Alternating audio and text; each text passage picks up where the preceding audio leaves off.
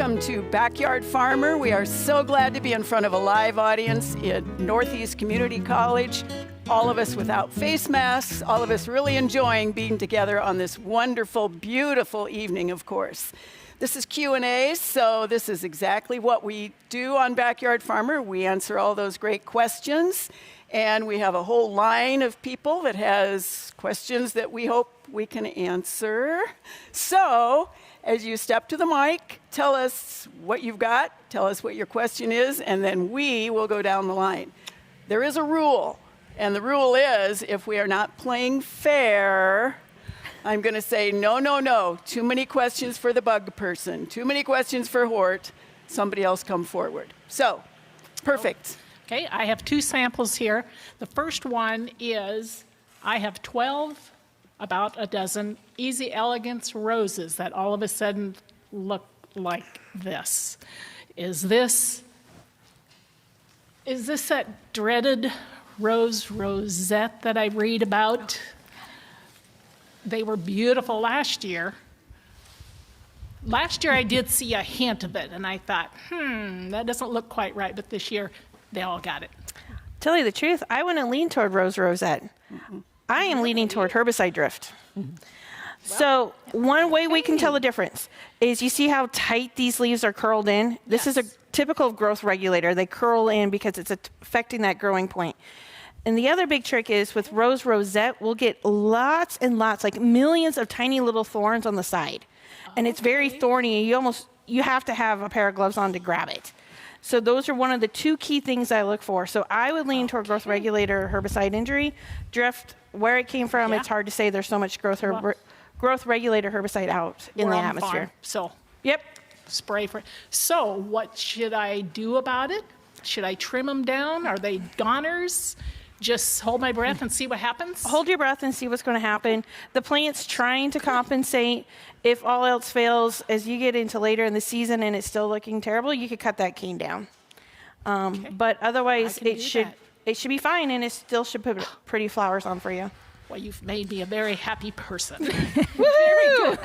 Yes, I can deal with that. And then now I've got a northern red oak. It's been beautiful, dark green every year. It's probably been in the ground about 6 or 7 years. All of a sudden, it looks like it's very iron deficient. Kelly, you want to do this one? Yeah. Is there a lot of that this year? Well, it is chlorotic, and I know that because the veins are dark green and the rest of it's yellow. Yes. Red oak is a native oak, so we typically don't see a lot of chlorosis in our red oaks. It's not impossible. I mean, any oak can get chlorosis, but usually we say to plant the red oak because we typically don't see chlorosis in it. Is anything else in the yard very chlorotic?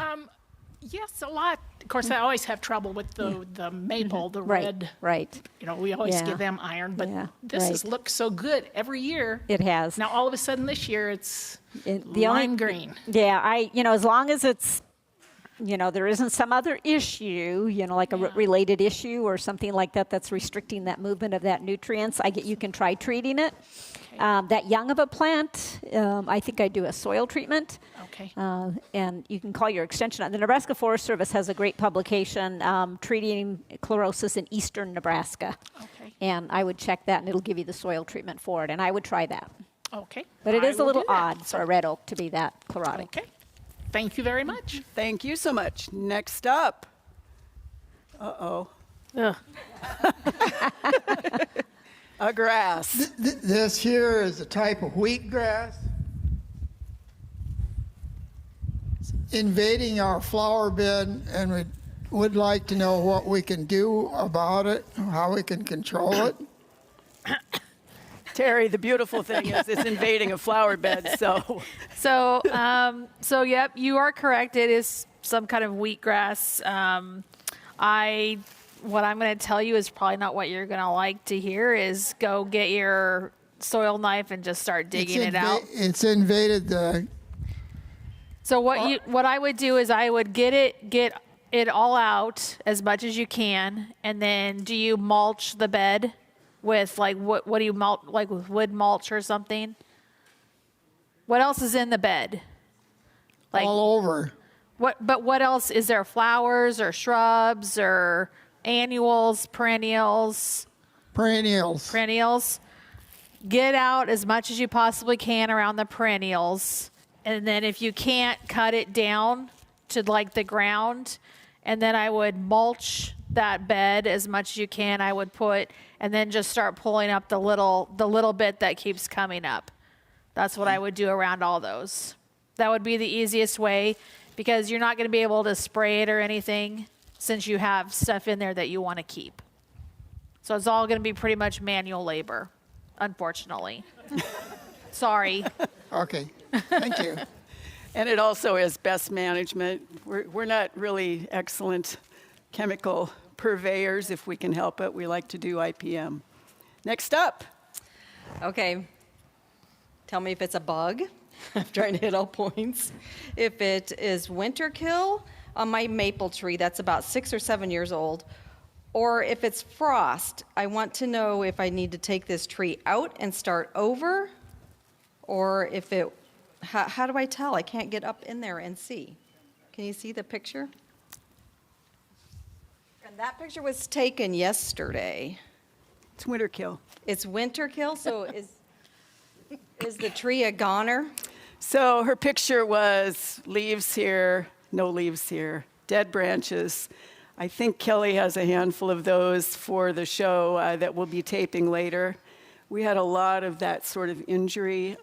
This year in particular, I tend, and I think you do the same thing, Kelly, I tend to tell people, patience, cut out what is clearly dead if it doesn't have any leaves on it by about the 1st of June, and then see what you have as opposed to starting over again. Okay. But that said, you may have to have some years worth of remedial pruning, and you still may have to go that 3-inch pruning height off the ground at some point. 3-inch pruning on a maple tree? Off the ground. Off the ground. Okay. Gotcha. I'm trying to not, I didn't want that to be the answer. But I'd give it a year and see. Thank you. All right, next up. Hello, I have a bug I found this morning. Yay. Ah, excellent. All In my right. flower bed. Kate, look at that. Bed. All right, so this is, it's a type of cricket. Yeah. They're sometimes called like cave crickets or camel crickets, but you can kind of tell because it's got that like nice little hump, kind of like a camel.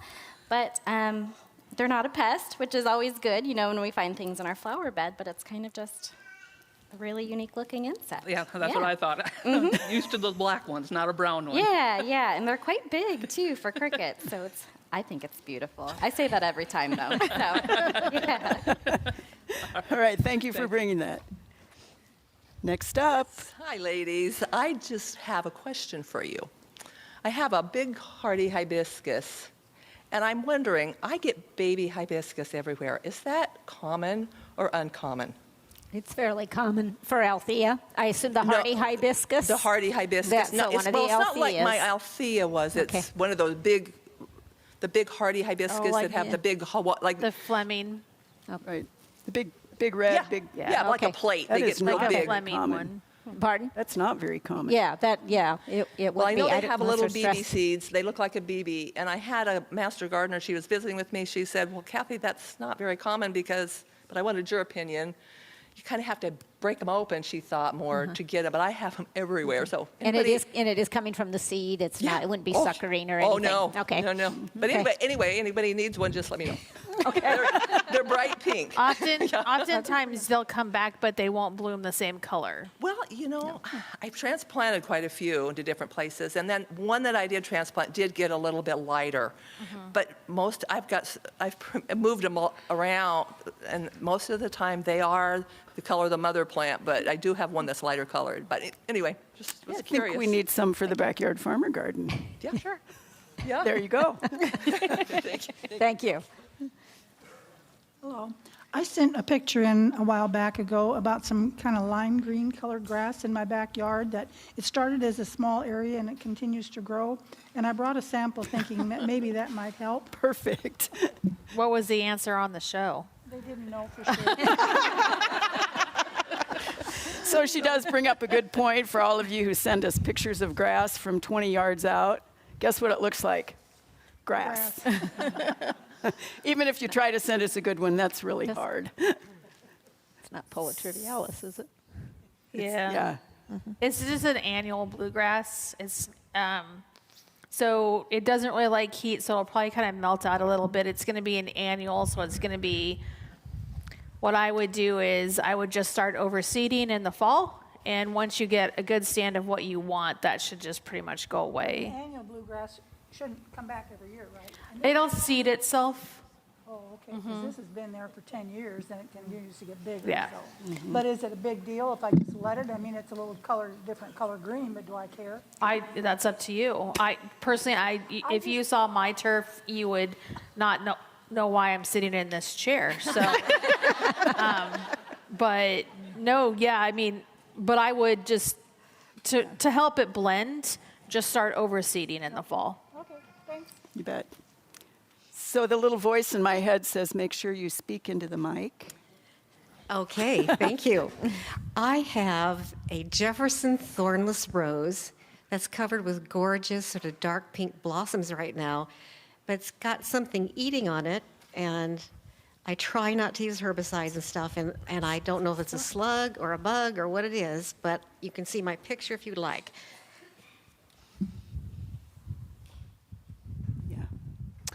Yeah, so I suspect we've seen a lot of like rose slug sawfly damage on plants. What is it? Rose slug, they're called rose slugs, but it's a type of sawfly.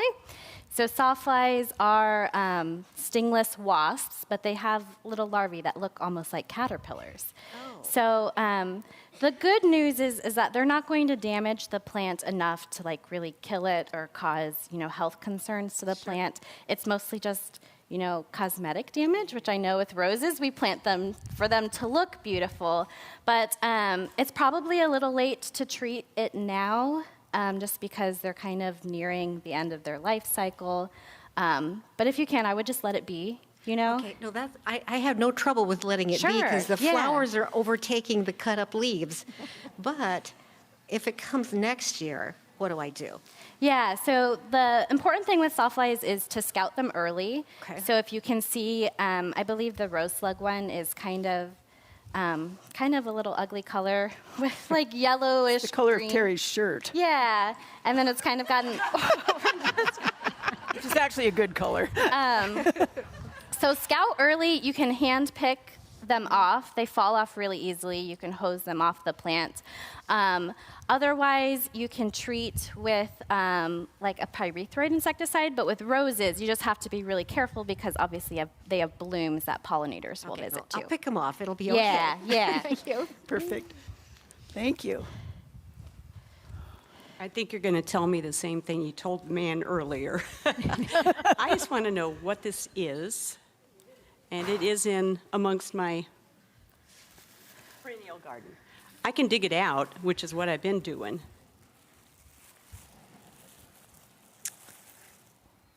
I'm gonna guess that this is another one of those wheatgrasses. It's just not as big as his. But Mine's healthier, huh? his is. It's taller. Is it in the shade, a little bit shaded? No, it's pretty much sunny. Full sun? Mm-hmm. So, yeah, and you said it's in a perennial bed? Uh-huh. Well, I'm going to tell you, that's basically what you're going to have to do. Okay. I would dig it out the best you can with a really nice soil knife. That'll get you down under the roots, pull out as much as you can, then put the mulch down 1.5 to 2 inches. You can go ahead then and put a pre-emergent down to help if anything else seed comes up. But anything that's already sprouted, that pre-emergent's not going to do any good. But basically, if it's already invaded a landscape bed, then basically it's going to almost have to be hand done because you can't really spray anything and not get rid of what you want to keep in there. Right. Okay, thank you. You can try grass be gone, but it doesn't usually work. Okay, well, my sample is pretty wilted. Lovely. Because I cut it a couple of hours ago. But that is from my neighbor who has 3 large, and I think they're hackberry trees. Right. And we're just wondering what it is and can they do anything about it? It looks to me from here that it's what we call oak leaf or hackberry tatters. I always tell people to go to Iowa State and look for hackberry tatters or oak leaf tatter because they give a great description. What happens typically, it looks like it's been chewed up by an insect. But two things can cause this. Either when those young leaves are coming out in the spring, if they get hit by cold temperatures, usually with trees it's below 30, around 30 or below before they'll be damaged. Or they can get hit by a herbicide. I don't really see what looks like herbicide injury here. Anyway, that weakens the tissue, and then we get wind, and the wind tears them out because the tissue is weakened. And it's not a good thing to happen year after year after year, but the trees usually survive and continue on and do okay. Kelly, I'm sending down one. This is one of you in the audience sent this 50 miles west of here, and it's oak. Yeah, this one's oak. Yeah. And it's the same thing. I mean, they look almost lacy.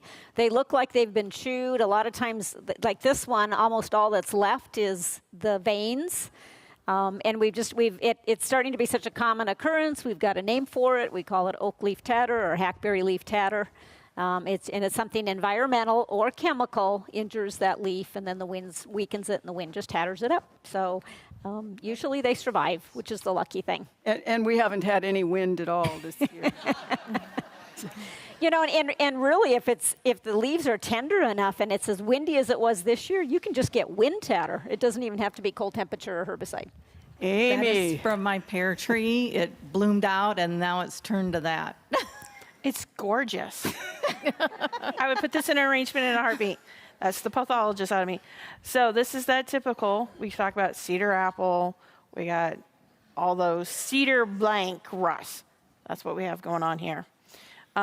Characteristic of that beautiful orange to reddish spot in the middle. As it will get older, it'll start sporulating on the back, and then that's going to go back to the cedar trees. So the trick is, there's nothing you can do for it at this point in time. You get to enjoy the beautiful color because it is giving you lots of color in your landscape. But don't be surprised if your leaves turn yellow and die off prematurely because that's very common. If you have a lot of premature death over multiple years, then I could start seeing some winter dieback. But otherwise, it doesn't cause a lot of damage. It's more aesthetic. If you are concerned about it, and this year was actually, the timing was perfect for this part of the state.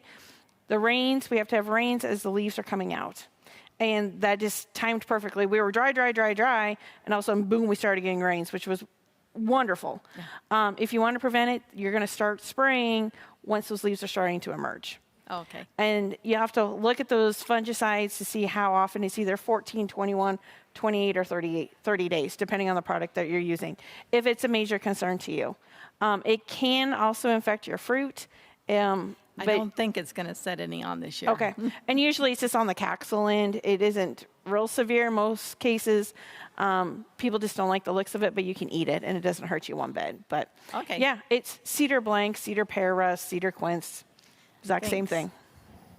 Thank you. Or not. Eye of the beholder, Kim. Eye of the beholder. Rhubarb. Oh, and we have a rhubarb question, Ari, when it can be transplanted also. It's a 5-year-old plant. It's had those spots basically every year, and finally this is the opportunity to figure out what's going on. It isn't nearly as hardy as the plant that's right next to it. The plant that's next to it doesn't have that issue, but all those red spots all over it. There's a little bit of bug damage I see, but the red spots, that's what I'm curious about. So this is actually a leaf spot.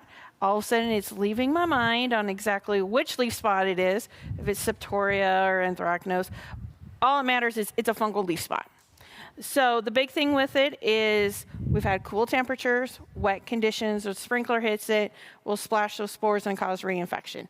So best management for you is making sure you clean it up at the end of in the fall, because the spores are going to overwinter in this dead tissue. So that's one way to do it. Making sure we're mulching fairly well, just in case there's some spores that are surviving in the soil profile. So when the soil splashes up, it doesn't move it over. So fall cleanup, mulch is your best remedy for this. Otherwise, it doesn't hurt your rhubarb. It might make it, as you said, not as thrifty just because It is pulling some nutrients from that plant. Still tastes delicious, but That's all yeah, that matters. Absolutely. Don't Thank you for the help. leaves. Don't eat the leaves. Yeah, right. That's also right. in the eye of the beholder. You don't like Yeah. rhubarb? Man. Thank you. Hello. Thank you for coming to Northeast Nebraska. This is awesome. This is from a bur oak tree, and I think my question has been answered about oak leaf tatter. I don't know if you want this or not. Sure. And this is a sample from my daughter here in Norfolk, from her serviceberry that was planted just last October, made it through the winter, looked great, bloomed. And just the other day, she noticed the leaves are turning a fall color. So wondering if that is a concern or if anything needs to be done. And this is oak leaf tatters. Thank you. So, Amy, that doesn't really look like rust. It doesn't look quite right. Kelly. Oh, there's a little bit. There it is. A little bit of it. Right there on the fruit. Yeah. So this is rust. Again. Again. Oh, it is? Okay. Yep. And as you can see it on that berry, if anybody can see it, can you see those little white things poking up out of there? That's the fruiting structure where it's going to go back to the cedar tree. So just like on that pear, it's cedar quince, yep, it's a cedar rust. Okay. So once again, we're going to do a fungicide as those leaves are starting to emerge. Nothing you can do at this point in time for it. Okay. But that one shows a nice, like I said, really nice sporulation going on there. So one of the wonderful things about Backyard Farmer that we love to see is the generations. And we have a generation or two at the microphone. This is granddaughter Kate, yes. And She does lives here in Norfolk. And yes. likes Backyard Farmer. Or will after this, right? So Kate, I have to ask you a question. Have you seen those orange mummy jelly things that come off of cedar trees every now and then? Oh, I don't think they have any cedar. When you come to Grandma's house, When you come I to will Grandma's, show you'll have to go check them out. They look pretty gnarly. You want to know a trick? You can throw them at people and they stick on their backs. Oh. But don't tell anybody you heard that from Backyard Cousin Farmer. Camp is coming up. Perfect. Thank you. Thank you.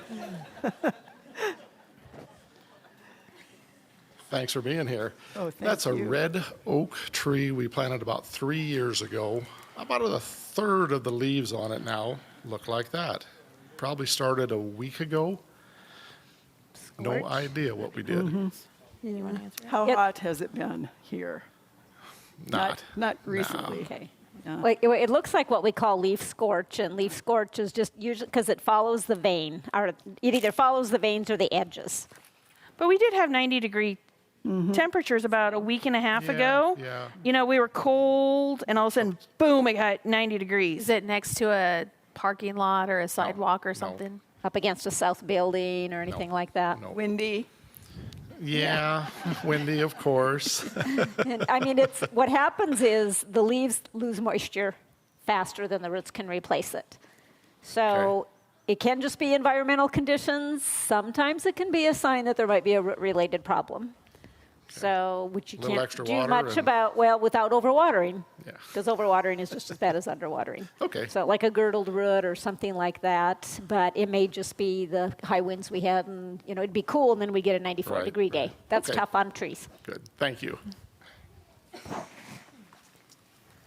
I have about a 10-year-old Buttercup Magnolia, and on the top of the branches, the bark's peeling off. Is that normal? No.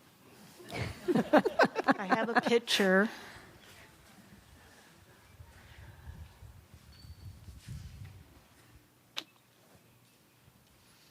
It's That's not a mystery. normal.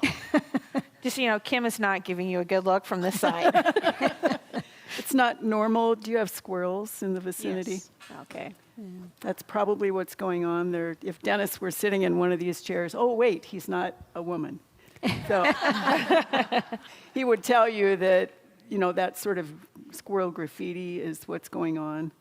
The rest of the tree, if it's healthy, I wouldn't worry about it. Don't cut that limb off because Okay. they'll just go to another one.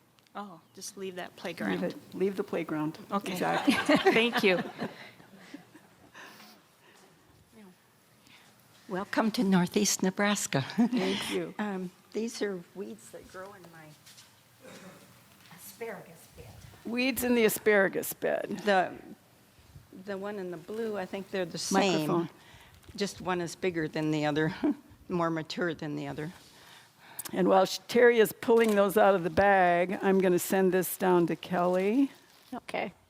Which came from someone in our audience who has Bishop Scout weed that is on steroids and not looking like what you planted, which is all over Lincoln doing exactly the same thing. Okay, so Kim, I cheated, or Kim gave me the answer already. Excuse me. And she referred to it as a reversion, especially are you referring to because the foliage is supposed to be variegated. And up here it's non-variegated. So when a plant reverts, or there's a reversion going on, it's reverting back usually to something less desirable that you don't want. So, or you can keep it if you want to, but if you don't, in Lauren's words, rogue it out and go back, replant the original one that you want, or cultivar variety that you wanted to plant. But yeah, it's variegated down here, and then this is non-variegated, plus it's very prolific and kind of overgrowing itself. Anything else to add? I think the unfortunate thing about something like this that reverts is the one that wants to take over the earth is not the one that you planted. It's going to be much more vigorous. So, all right, Terry, do you have any ideas? So this is field pennycress. It's the stuff that when they mow the ditches and stuff, it stinks. So it's just easy to pull out. No, not a big deal. Just don't let it go to flower. Yeah. I think this is a verbena, maybe. I don't know. It's kind of smushed. I'm not for sure, but that's what I would guess it is. That would be a perennial. So try to keep it from going to seed and then treat it. If you can dig it out, or you can treat it with like a 3-way broadleaf weed killer in the fall. Okay. So thank you. You're welcome. And mulch that asparagus. That will help. Oh, okay. That will help. Oh, sorry, I forgot where you had it at. I'm wondering if there's any hope of me ever seeing my lilac bloom. It did bloom. What we have done, 10 years ago, we brought us part of a bush, lilac, from Kappaha County to Stanton County. An old cultivar, or whatever you'd call this, an old lilac bush that had come to Kappaha County probably in 1884. I didn't expect it to bloom right away, and it did bloom 3 years ago, and it's now probably 12 feet high. So you must not be pruning if it's 12 feet tall. Pardon me? You must not be pruning if it's 12 feet tall. Pruning? Yeah. No, I've okay. not done any pruning on it. Okay, because they have, those early spring bloomers, if you prune it in the spring, you're going to prune off the flower buds. I had another thought. To see it bloomed once. Yes, and not it had so, a good dozen blossoms on it, and it's white. Yeah, it's a white lilac, and so I especially want to try and how many years has it been there? Pardon me? How many years since you transplanted it? 10 years. 10. It was 10 years this summer. Yeah, so we can't blame frosts. I usually, if a plant won't, and I don't know if planted too deep. Do you think? I've never heard that with lilac, I know, but what I tell people is if you've planted it, stress it. Stress the heck out of it. And if it won't, sometimes stressing will trigger blooming, and if it doesn't, then it's time to replace it. So what we brought were just short sprouts off from the root or off from the plant. And now there are sprouts coming up around this big bush. And I'd like to share it with my family. Some of my kids would like some of their great-great-great-grandmother's lilac bush. But is there any hope for it? There's always hope. Thank you. I don't know how Go ahead much. and dig and share and cross your fingers, and it just doesn't like living in Stanton County. It wants to be in Kippaha. Okay. But on that note, we are going to come close to wrapping up, but I have to give a shout out. You have been watching us since day one. Almost. 70 almost. years worth When you started 70 years ago, I lived in Kippaha County, and we didn't have TV yet then. But I moved to Washington County in 1957. And That's so pretty darn close. Yeah. And so all that intergenerational, that is just fabulous. But Hope Springs Eternal, share it anyway. Yeah. Could I just ask this? This lilac, does it need full sun? Yes. Maybe I have it in the shade too Full much. sun. Yep. Okay. Full that sun. might be the problem. Right. And unfortunately, that is all the time we have for what we are telling you is digging deeper, and we dug a lot, and we got through almost all your questions. We will get through more of them after the show, or perhaps you'll send us those emails. We really appreciate being here at Northeast Community College, and you are a fabulous audience.